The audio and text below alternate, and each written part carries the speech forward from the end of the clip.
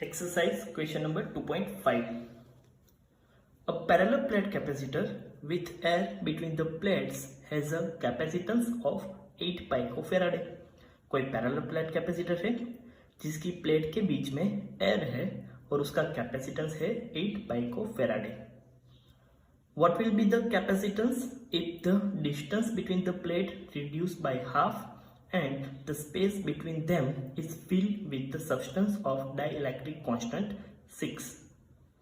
मतलब कि अब इस पैरेलल प्लेट कैपेसिटर में प्लेट के बीच का डिस्टेंस हाफ कर दिया जाए और उसके बीच में जो पहले एयर थी उसकी जगह पे कोई डाइलेक्ट्रिक मटेरियल रखा जाए कि जिसका डाइलेक्ट्रिक कांस्टेंट 6 है, तो अब इस पैरेलल प्लेट कैपेसिटर का कैपेसिटेंस कितना होगा? सॉल्यूशन देखते हैं।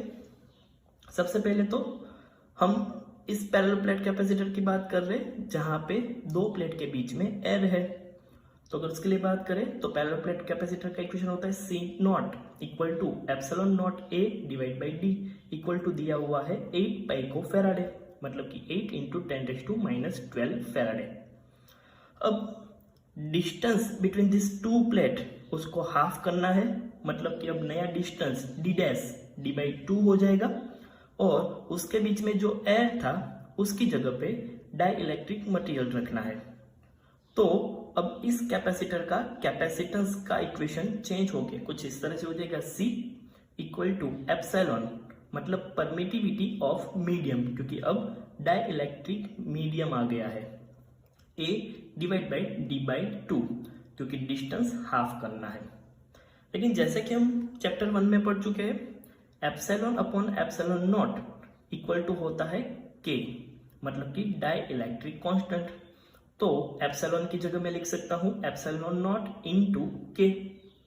ये जो वैल्यू है उसको इस इक्वेशन में रखेंगे तो ये इक्वेशन कुछ इस तरह से हो जाएगा C equal to K epsilon naught A divide by D by 2।